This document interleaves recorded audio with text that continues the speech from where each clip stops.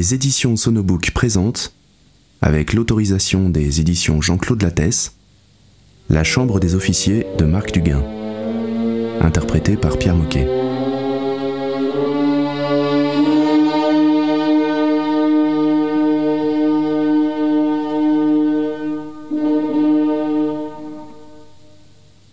À Eugène Fournier.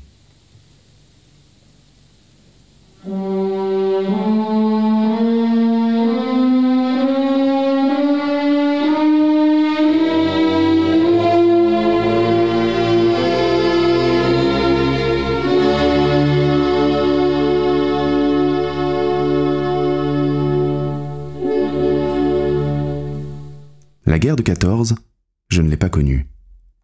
Je veux dire, la tranchée boueuse, l'humidité qui transperce les eaux, les gros rats noirs en pelage d'hiver qui se faufilent entre des détritus informes, les odeurs mélangées de tabac gris et d'excréments mal enterrés, avec, pour couvrir le tout, un ciel métallique uniforme qui se déverse à intervalles réguliers, comme si Dieu n'en finissait plus de s'acharner sur le simple soldat. C'est cette guerre-là que je n'ai pas connue. J'ai quitté mon village de Dordogne le jour de la mobilisation. Mon grand-père a couvert ma fuite de la maison de famille dans le silence du petit matin pour éviter d'inutiles effusions. J'ai chargé mon pactage dans la carriole du vieil André. À la cadence du balancement de la croupe de sa jument brune, nous avons pris la direction de Lalinde. Ce n'est que dans la descente de la gare qu'il s'est décidé à me dire « Ne pars pas trop longtemps, mon garçon. Ça va être une sacrée année pour les cèpes. » À Lalinde, une dizaine de petits moustachus endimanchés dans leur vareuse se laissaient étreindre par des mères rougeaudes, en larmes. Comme je regardais le vieil André s'éloigner, un gros joufflu aux yeux comme des billes s'est approché timidement de moi. C'était Chabrol, un gars de Clermont-de-Beauregard que je n'avais pas revu depuis la communale.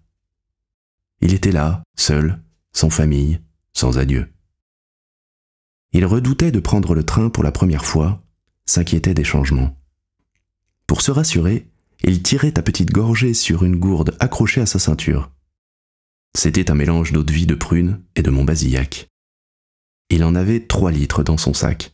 3 litres pour 3 semaines de guerre, puisqu'on lui avait dit qu'on leur mettrait la pâtée en 3 semaines aux Allemands. Ce gros communiant qui sentait un drôle de vin de messe s'installa à côté de moi pour ne plus me quitter des yeux. Le petit train s'était broué, en route pour Libourne, et de là, Paris. Dans la capitale, changement de train, direction Gare de l'Est. La gare était noire de monde. Un vacarme étourdissant. Des cris, des pleurs, des appels, le sifflet strident des locomotives.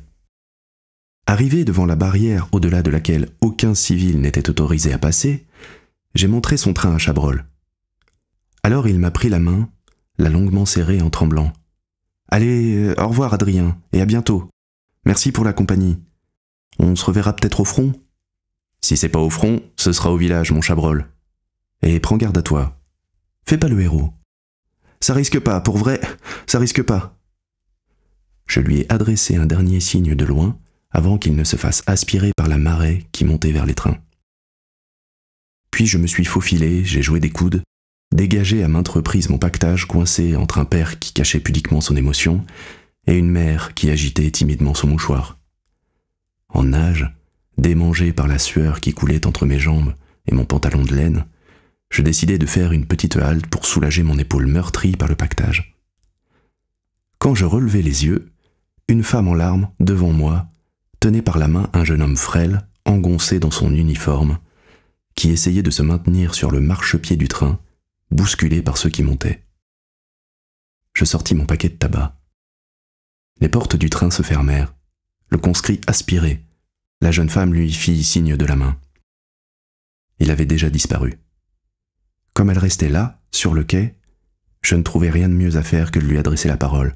« Ne vous en faites pas, ce sera l'affaire de quelques semaines. » Elle ne répondit pas. « C'est votre mari, peut-être » Elle me regarda pour la première fois. Elle était ravissante et triste. « Non, mon ami. » Je hurlai pour qu'elle m'entende. « Dans quelle arme est-il »« L'infanterie, comme tous les autres. » Et elle ajouta, par politesse plus que par réel intérêt, Et vous? Le génie. On s'en douterait, non? Elle sourit discrètement à ma plaisanterie. Comme elle faisait un pas en avant, je sentis que j'allais la perdre pour toujours. « Je prendrai un train plus tard, » dis-je précipitamment. « Je sais que ça ne se fait pas, mais je voudrais vous inviter à boire quelque chose. C'est la guerre, après tout. » Elle acquiesça vaguement.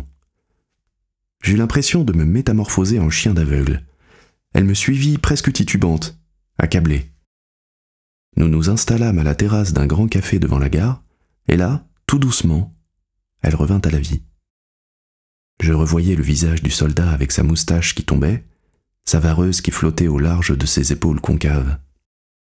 Assis à côté d'elle, tous deux face à l'avenue agitée par une circulation fiévreuse, je n'osais la dévisager, mais je ressentais l'inquiétude d'une histoire qui commençait.